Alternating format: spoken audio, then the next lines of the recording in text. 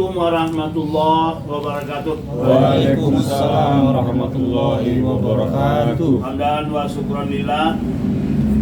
Asyhadu an la ilaha illallah wahdahu la syarikalah.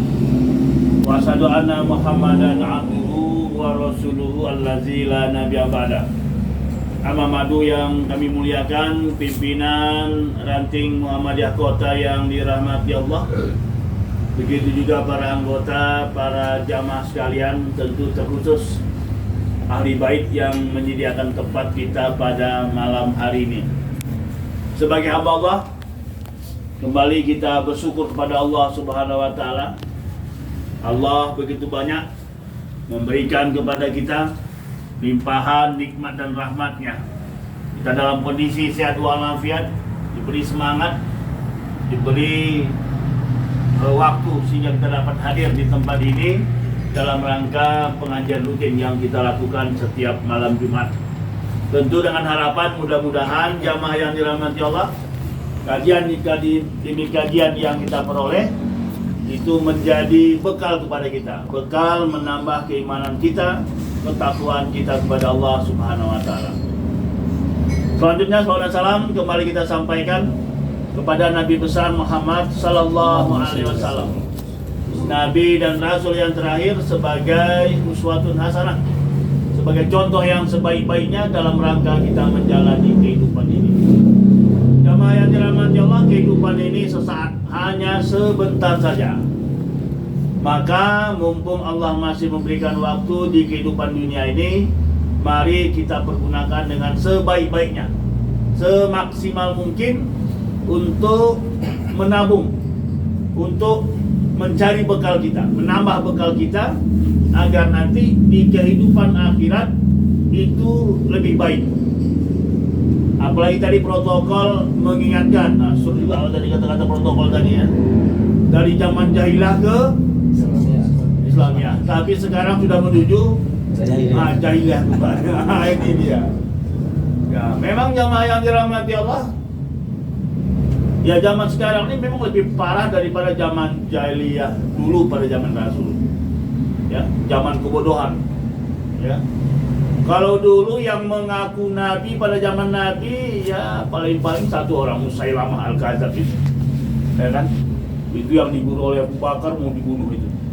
Tapi sekarang wow, ribuan para nabi palsu mengaku dia nabi. Ya. Dan terakhir mungkin si Gufron itulah yang di media sosial ya kan, ya begitu terang-terangan dia. Kalau nanti ditanya nungkar-nangkir, siapa Tuhanmu, bilang saja lah aku anggota Gufron. Nah selesailah dia katanya. Nah ini gambaran-gambaran jahiliyah zaman sekarang ini. Ya, iya.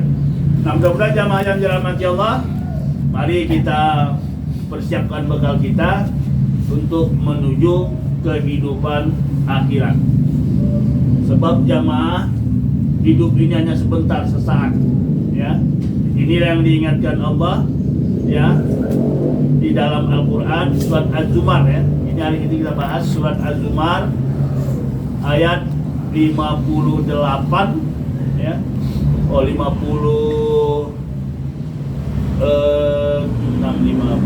ya, 56 ya, kita mulai dari 56 ya. Ini juga informasi berkaitan dengan akhirat ya. Nah, jamaah yang dirahmati Allah, di dalam Az-Zumar ayat 55 itu Allah berfirman, A'udzubillahi minasyaitonirrajim, Bismillahirrahmanirrahim, wattabi'u ahsana ma unzila ilaikum min rabbikum min qabl ayyatiyakumul azabu ba'tata wa antum la tas'urun. Ikutilah sebaik-baiknya apa yang diturunkan kepada kamu dari Tuhanmu, yaitu Al-Quran, sebelum azab datang kepada kamu secara mendadak, sedangkan kamu tidak menyadarinya. Nah, kan Allah ingatkan begini jamaah yang dirahmati Allah. Allah perintahkan kepada kita untuk mengikuti apa yang diperintahkan Allah kepada kita. Jadi hidup di dunia ini adalah kehidupan ketaatan kita terhadap perintah Allah. Nah, itu dia ya. Ya. Sebab kita dijadikan itu untuk mengabdi kepada Allah. Wa ma khalaqul jinna wal insa illa liya'budun. Tidak kujadikan jin dan manusia kecuali mengabdi, menghamba, taat, patuh kepada Allah. Ya. Maka kita dituntut ketaatan kita kepada Allah. Caranya bagaimana? Ikutilah sebaik-baiknya apa yang diperintahkan oleh Allah. Di mana itu? Di Al-Quran. Terus Allah ingatkan kepada kita, sebelum azab datang kepadamu secara mendadak. Ini.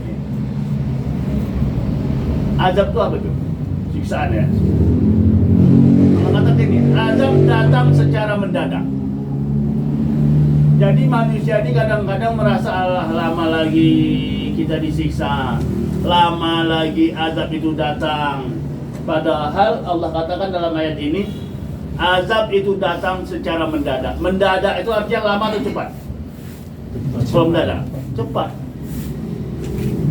Tapi kita kadang-kadang merasa 100 tahun lagi itu waktu yang lama. Ya. Padahal kalau kita bicara masalah waktu, 100 tahun itu waktu yang sangat sebentar. Ya. Jadi Allah ingatkan kepada kita, datang secara mendadak. Dan banyak manusia tidak menyadarinya. Maka kadang-kadang kita lengah dengan waktu ini. Ya kan? Lengah kita. Sebentar lagi lah. Ya. Berbuat baik, sebentar lagi lah.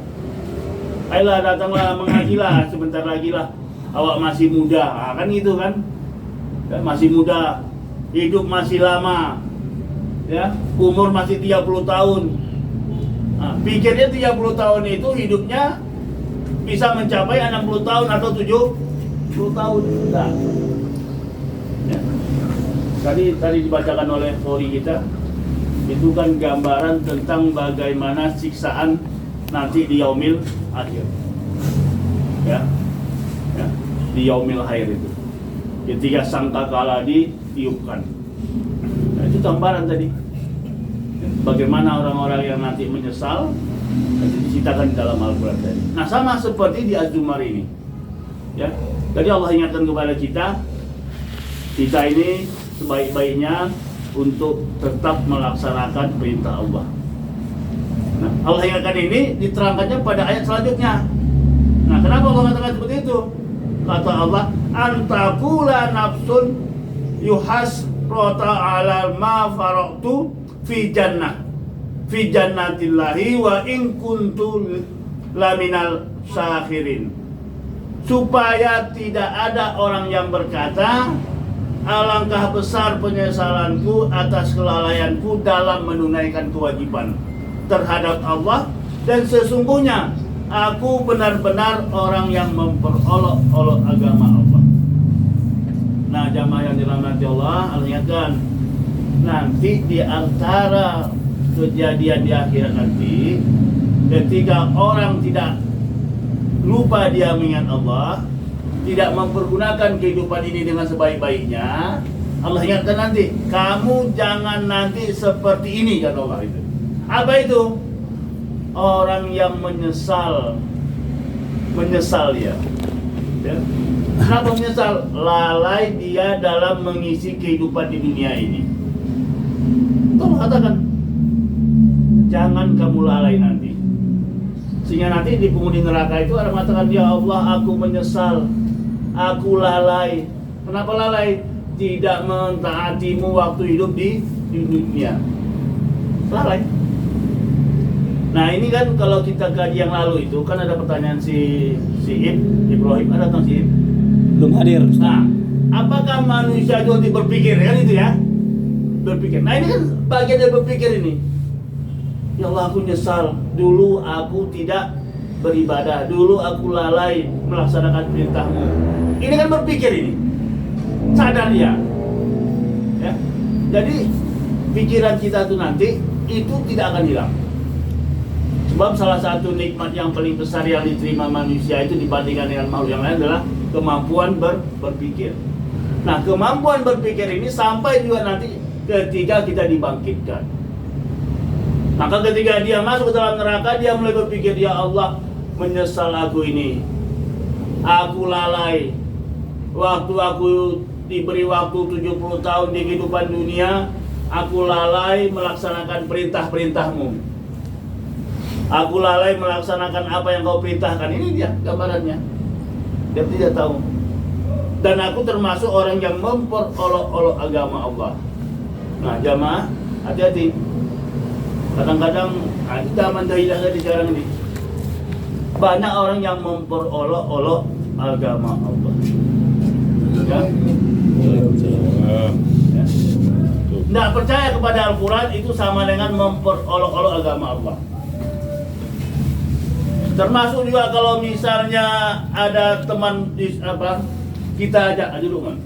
Cari posisi yang mantap, man. Nah. Termasuk juga kalau misalnya kita ajak teman mengaji, kemudian dia kata, udahlah, kamu aja lah ngaji, ya, kami belakang-belakang aja lah, kami masih muda dan sebagainya. Itu juga termasuk memperolok-olok agama Allah. Diajak beribadah, udahlah kamu aja lah masuk surga, aku nanti nyusul. Itu juga memperolok-olok agama Allah. Ya, itu dia. Mengejek orang taat dan patuh kepada Allah, itu juga bagian daripada memperolok-olok agama Allah. Itu dia. Jadi di antara nanti orang-orang yang memperolok agama Allah, dia akan menyesal. Ya. Jangan banyak ini kan, termasuk dari Sigupron itu. Ya. Memperolok-olok agama Allah. Ya, termasuk juga yang pernah kita bicarakan itu, misalnya melarang pemakai jilbab dan sebagainya. Itu juga bagian daripada memperolok-olok agama Allah. Itu dia. Jadi mengejek perilaku-perilaku orang yang taat itu bagian daripada memperolok-olok agama Allah. Nah, itu yang pertama, jamaah yang dirahmati Allah. Orang nanti akan berkata seperti itu ketika dia sudah diazab oleh Allah. Kemudian pada ayat 57, au taqula law annallaha hadani la kuntu minal muttaqin. Atau atau itu berarti kan tambahan lagi. Tadi ada orang yang menyesal. Atau jangan kamu nanti berkata, seandainya Allah memberi aku petunjuk, tentulah aku termasuk orang-orang yang bertakwa. Ini ada juga nanti ketika di neraka itu, ya. Seandainya Allah memberi petunjuk. Nah, pertanyaannya, kalaulah misalnya macam kita, apakah kita pernah mendapat petunjuk Allah? Sekarang ini ada. Di mana petunjuk Allah itu? Ya pengajian ini. Baca Al-Quran itu kan petunjuk Allah. Nanti kadang-kadang di hadapan Allah ada orang nanti, padahal dia mendapat petunjuk, tapi dia mengaku tidak mendapat petunjuk. Nah, macam ini. Seandainya Allah memberi aku petunjuk, tentulah aku termasuk orang-orang yang bertakwa. Kalau zaman sekarang ini, jamaah yang dirahmati Allah, mana manusia yang tidak mendapat petunjuk? Coba di mana? Nggak ada. Tinggal di sudut manapun pasti kita akan mendapat petunjuk Allah. Petunjuk itu banyak. Mengaji ini bagian daripada petunjuk Allah. Dengar suara azan berkumandang, itu petunjuk Allah. Kan? Kita baca misalnya surat kabar, ada situ misalnya cerah apa, tulisan tentang keagamaan, itu petunjuk Allah. Kita lihat orang rajin beribadah, itu petunjuk Allah. Tapi nanti ada manusia yang menganggap dirinya belum mendapat petunjuk Allah. Mengajilah, belum mendapat petunjuk. Nanti bilang misalnya, ya kan? Mengajilah, belum mendapat petunjuk. Bagaimana pula kita katakan belum mendapat petunjuk? Suruh mengaji. Ya kan? Jadi jamaah yang dirahmati Allah. Jadi ada nanti orang-orang yang berkilah, ya berkilah. Seakan-akan dia tidak mendapat petunjuk dari Allah. Ada. Padahal saya katakan tadi bahwa hari ini semuanya kita mendapat petunjuk. Tinggal sekarang kita berusaha apakah kita mau menerima petunjuk itu atau tidak. Nah, ini gambaran yang kedua, jamaah yang dirahmati Allah, ya, orang-orang yang nanti berada di dalam siksaan ketika dia menerima azab. Kemudian ayat selanjutnya, au taqula hina tarol azaba law annali qara'ta fakuna minal muhsinin. Atau supaya tidak ada yang berkata ketika melihat azab, seandainya aku dapat kembali ke dunia, tentu aku termasuk orang-orang yang muhsin, berbuat baik. Nah, ini pasti bacakan tadi. Salah satu nanti orang yang berada di akhirat yang mendapat siksa Allah, salah satu permintaan mereka adalah kembali ke bumi. Apa tadi? Bacaan tadi. Ayat apa tadi? Ayat Mu'min. Ya, ketika dia begitu dahsyat penderitaannya itu, ya Allah, kembalikanlah aku ke muka bumi lagi. Biar aku rajin mengaji, biar aku rajin beribadah, biar aku rajin berbuat kebaikan, biar aku berinfak, bersedekah dan sebagainya. Tidak ada. Ya. Itu penyesalan. Ya.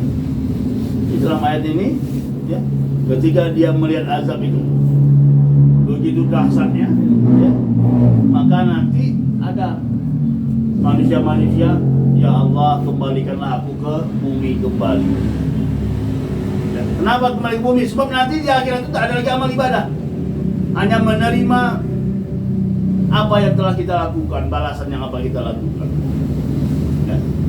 Maka ketika dia menerima azab begitu besar, ya, begitu dahsyat, maka nanti orang-orang mengatakan, kembalikanlah aku ke bumi kembali, supaya aku rajin beribadah.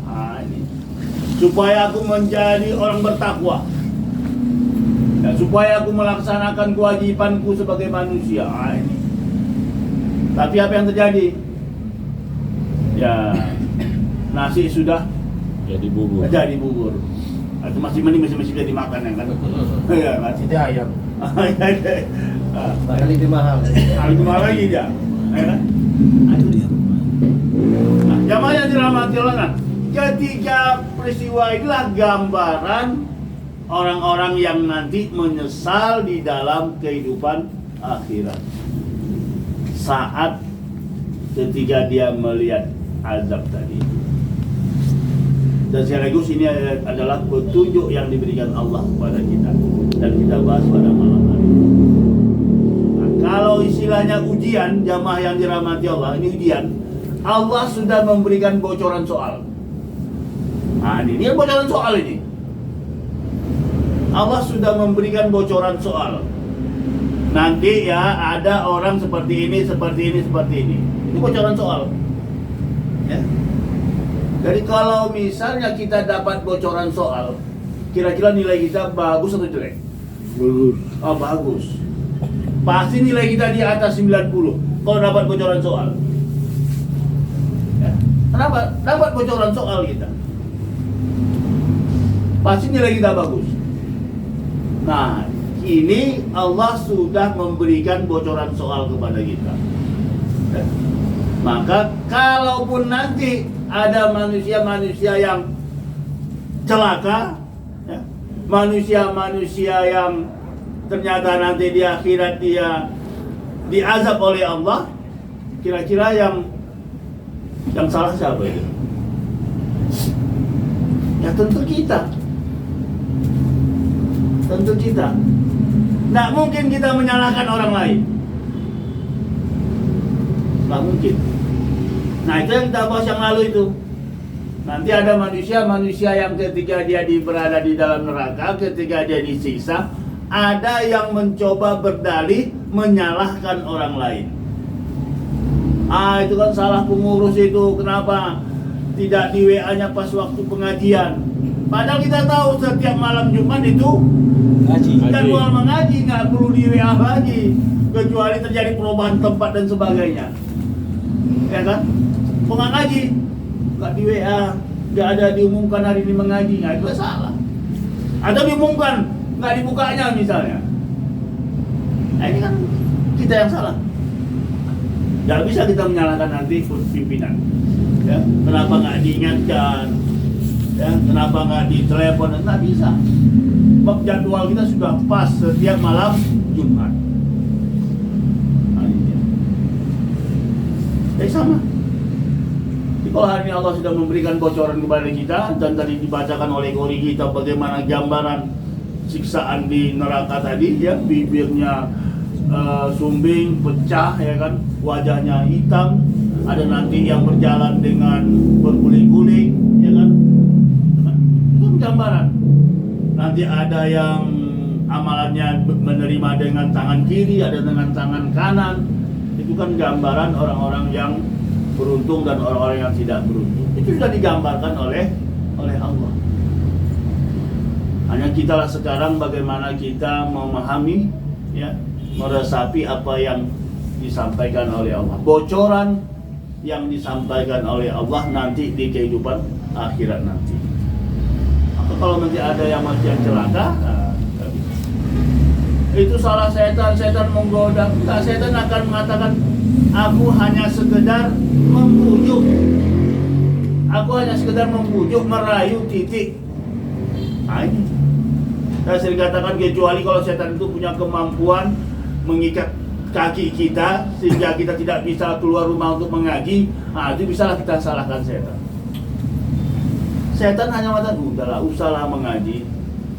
Kalau biasanya kalau di mengaji di Prima itu kan rame orang. Kalau kau datang, tak datang kau kan nggak terasa itu. Apalagi itu bisikan orang. Udahlah, itu aja kajiannya. Nah itu. Ini kan tak bisa kita nanti menyalahkan orang lain. Termasuk menyalahkan teman tak bisa. Ya. Itu kembali kepada kita. Itulah kebocoran Allah yang disampaikan kepada kita nanti. Nanti ada orang mengatakan, aku menyesal ya Allah, ya. Aku memperolok-olok agamamu, ya. Kembalikanlah aku ke dunia, berilah aku petunjuk. Padahal semuanya sudah kita terima ini, ya, sudah kita terima ini. Ya memang harus sudah kita katakan kondisi zaman sekarang seperti kata protokol tadi, ya benar-benar tantangan begitu besar, ya. Jahiliyah sekarang itu bukan main. Itulah fungsinya kita, ya, mengaji tiap malam Jumat, ya. Ini menjadi bekal kita, ini mana kita bisa mempres diri kita, mengupgrade diri kita agar lebih baik. Sekali lagi, kehidupan dunia ini hanya sebentar, ya, sesaat saja, ya. Paling-paling 60 tahun, 70 tahun. Dan usia 70 tahun itu usia yang sangat pendek kalau kita bandingkan dengan kehidupan di bumi ini, ya. Maka kehidupan yang pendek itu jangan kita sia-siakan, sebab itu bagian yang terpenting untuk persiapan kita di yaumil akhir, ya, yang kekal, khalidina fiha, kekal nanti selama-lamanya. Kalau kita masuk neraka misalnya, maka kekallah di neraka itu, kecuali hal-hal yang bisa mengangkatkan kita masuk ke dalam surga. Lalu kalau orang-orang yang terima di dalam keadaan syirik, khalidina fiha, kekal ya selama-lamanya. Nah tentu kita mudah-mudahan kita masuk ke dalam surga, dan surga itu kekal selama-lamanya. Tentang kekal sudah kita bahas yang lalu, bagaimana kekalnya. Kalau kita hidup jutaan tahun nanti di surga, kenikmatannya itu tidak akan berkurang, semakin lama semakin bertambah, tidak ada rasa bosan. Itulah kehidupan yang abadi, kehidupan yang sebenarnya yang harus kita raih jamaah yang dirahmati Allah. Nah inilah yang dapat kami sampaikan jamaah yang dirahmati Allah. Mudah-mudahan ayat Az-Zumar ayat 55, 56, 57, 58 nanti bisa diulas lagi di rumah, dibaca-baca supaya menjadi gambaran kepada kita, bocoran soal yang diberikan Allah kepada kita, sehingga kita nanti tidak menyesal ketika kita nanti di yaumil akhir. Demikian barangkali jamaah yang dirahmati Allah, lebih dan kurang mohon maaf. Kalau ada kira-kira hal-hal yang kurang jelas yang barangkali perlu kita diskusikan, baik terkait dengan apa yang kita bahas atau hal-hal yang lain, mari kita diskusikan bersama-sama. Billahi taufiq wal hidayah. Wassalamualaikum warahmatullahi wabarakatuh. Waalaikumsalam warahmatullahi wabarakatuh. Alhamdulillah baru saja kita mendengar penyampaian materi dari Ustadz. Semoga dari penyampaian materi tadi bisa mempertebal keimanan kita. Semoga kita menjadi orang-orang yang mendapatkan petunjuk hingga kita bisa melalui nanti di Yaumil Hisab dengan mudah. Amin. Bagi para jemaah pengajian yang ingin bertanya, waktu dan tempat kami persilakan. Saya mungkin Ustaz. Ya, silakan. Assalamualaikum warahmatullahi wabarakatuh. Waalaikumsalam warahmatullahi wabarakatuh. Ini mengenai jilbab Ustaz. Ya. Tadi saya dengar ada Ustaz bilang jilbab, jadi teringat jilbab jadi gitu. Jadi kebetulan mungkin yang setahu saya Ustaz di Tanah Karo ini SD, sekolah SD negeri itu kayak melarang siswi udah pasti perempuan lah untuk memakai hijab. Itu kayak mana kita Ustaz? Berapa ya? Harus menanggapinya atau kayak mana gitu lah. Apakah memang dari dinas terkait itu memang melarang atau gimana? Itu pertama. Yang kedua, mengenai apa tadi Ustaz? Petunjuk. Teringat saya kalau suku-suku pedalaman itu Ustaz, mungkin untuk petunjuk kayak azan dan lain-lain lah. Udah tahu lah kita. Itu mereka kalau nanti meninggal lah kita bilang Ustaz. Itu tempat mereka di mana? Demikian Ustaz. Yang pertama tentang hijab atau tentang jilbab. Tidak ada larangan untuk memakai jilbab di sekolah. Kecuali sekolah-sekolah tertentu yang memang Swasta ya. Swasta non-muslim. Ya, itu pun sebenarnya bukan jilbab, tapi tidak boleh memakai aksesoris keagamaan. Itu biasanya sekolah-sekolah dari yang dari luar ya, dari istilahnya sekolah luar yang yayasan luar negeri. Nah, memang mereka dari pertama itu sudah tentukan aturannya tidak boleh memakai aksesoris keagamaan, termasuk jilbab, termasuk misalnya boleh dia pakai salim misalnya itu nggak boleh. Tapi kalau untuk negeri ya dimanapun dia termasuk di Karo tidak ada larangan. Nah masalahnya kadang-kadang di di sekolah-sekolah tertentu itu sebenarnya bukan larangan ya. Jadi kalau misalnya hanya kadang-kadang gini, mungkin cara pihak sekolah itu yang salah informasi. Contoh misalnya jilbab kita itu kan kalau di sekolah itu kan disesuaikan dengan adab aturan warnanya, bukan warna sembarangan. Nah bisa saja kasus misalnya sekolah itu mengatakan jangan pakai jilbab warna itu, ternyata dipahami jangan memakai jilbab itu ya. Nah kalaupun ada misalnya, tentu di situ fungsi guru agamanya. Oke, guru agamanya nggak ada. Nah, tentu komunitas Islam di sekelilingnya. Artinya, kalaupun kita ada misalnya informasi larangan pakai jilbab, itu harus dicermati dengan baik. Jangan kita ambil sepotong-sepotong, jadi isu, akhirnya nanti salah pengertian. Tapi yang pasti, tidak ada larangan memakai jilbab di dunia pendidikan, apalagi yang dikelola oleh negara. Itu dia. Yang kedua, tadi saya katakan tadi, kalau di Indonesia ini hampir tidak ada lagi yang tidak punya akses untuk mendapat petunjuk.